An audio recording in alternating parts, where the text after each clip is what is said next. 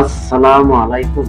নবী হযরত ঈসা আলাইহিস সালামকে আল্লাহ তাআলা জীবিত অবস্থায় আকাশে উঠিয়ে নিয়েছেন। ইহুদীরা তাকে হত্যা করতে পারেনি।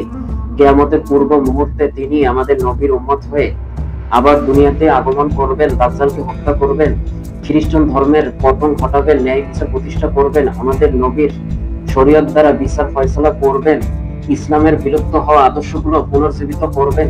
পৃথিবীতে নির্দিষ্ট সময় অবস্থান করার পর তিনি মৃত্যুবরণ করবেন। মুসলমানগণ তার জানাজা নামাজ পড়ে তাকে দাফন করবেন। তার আগমনের পক্ষে কোরআন ও হাদিসে অনেক দলিল রয়েছে। আল্লাহ তাআলা বলেন, তারা বলে আমরা মরিয়মের পুত্র আল্লাহ তাআলা রাসূল ঈসাকে হত্যা করেছি। মূলত তারা তাকে হত্যা করতে পারেনি, পুরুষ বিদ্রোহ করতে পারেনি, বরং তাদেরকে সন্দেহে ফেলা হয়েছে। নিশ্চয়ই তারা তাতে মতবিরোধ করেছিল, তারাই সে বিষয়ে সন্দেহে রয়েছে। কল্পনার অনুসরণ ব্যতীত এই বিষয়ে তাদের কোনো জ্ঞান নেই। প্রকৃতপক্ষে তারা তাকে হত্যা করতে পারেনি। আল্লাহ তাআলা তাকে নিজের দিকে উঠিয়ে নিয়েছেন। আল্লাহ পরাক্রান্ত মহাজ্ঞানী। আহলে কিতাবদের প্রত্যেকেই তার মৃত্যুর পূর্বে তার প্রতি ঈমান আনয়ন করবে এবং উত্থান দিবসে তিনি তাদের উপর সাক্ষ্য প্রদান করবেন। সূরা নিসা আয়াত নং 157 থেকে 159। এই আয়াতগুলোর ব্যাখ্যায় মুফাসসিরগণ বলেন, আখেরি জামানায় যখন ঈসা আলাইহিস সালাম দুনিয়া অবতরণ করবেন তখন সকল আহলে কিতাব তার প্রতি বিশ্বাস স্থাপন করবে। ইহুদীদের দাবি তখন মিথ্যা বলে প্রমাণিত হবে। আল্লাহ তাআলা বলেন, নিশ্চয়ই নবী হযরত ঈসা আলাইহিস সালাম কিয়ামতের নিদর্শন। সুতরাং তোমরা কিয়ামতের ব্যাপারে কোনো প্রকার সন্দেহ পোষণ করো না, আমার অনুসরণ করো, এটাই সরল পথ। সূরা যুখরুফ আয়াত নং 61। অত্র আয়াতে কিয়ামতের পূর্বে ঈসা আলাইহিস সালামের আগমনের কথা বলা হয়েছে। এটি হবে কিয়ামতের একটি বড় আলামত। তার আগমন কিয়ামত নিকটবর্তী হওয়ার প্রমাণ বহন করবে। নবী ঈসা আলাইহিস সালামের আগমনের ব্যাপারে অসংখ্য সহিহ হাদিস বিদ্যমান রয়েছে।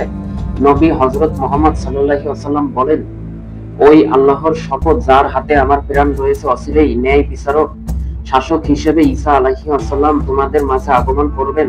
তিনি পুরুষ চিহ্ন ভেঙে ফেলবেন, শূকর হত্যা করবেন এবং জিজিয়া প্রত্যাখ্যান করবেন।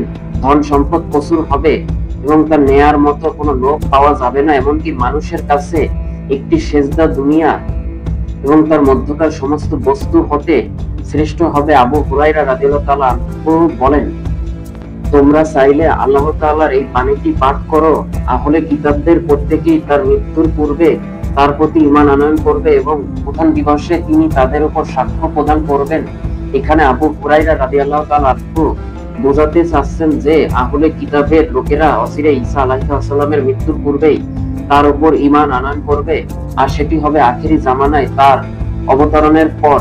নবী হযরত মুহাম্মদ সাল্লাল্লাহু আলাইহি ওয়াসাল্লাম বলেন, আমার উম্মতের একটি দল হকের উপর প্রতিষ্ঠিত থেকে কিয়ামত পর্যন্ত লড়াই করে বিজয়ী থাকবে।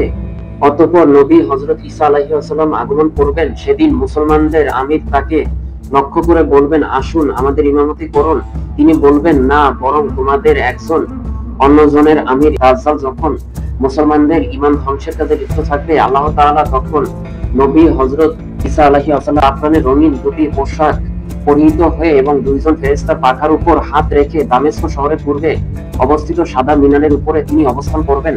তিনি যখন মাথা নিচু করবেন তখন সদ্য গোসলখানা থেকে বেরিয়ে আসা ব্যক্তির মাথা থেকে যেভাবে পানি ঝরতে থাকে সেভাবে তার মাথা থেকে পানির ফোঁটা ঝরতে থাকবে এবং যখন মাথা উঁচু করবেন তখন অনুরূপভাবে তার মাথা হতে মণিমুক্তার মতো চকচকে পানির ফোঁটা ঝরতে থাকবে। কাফেরের শরীরে তার নিঃশ্বাস পড়ার সাথে সাথে কাফের মৃত্যুবরণ করবেন। চোখের দৃষ্টিসীমা পর্যন্ত গিয়ে তার নিঃশ্বাস শেষ হবে। তিনি দাজ্জালকে ফিলিস্তিনের লুদ শহরের গেইটে পাকড়াও করে হত্যা করবেন।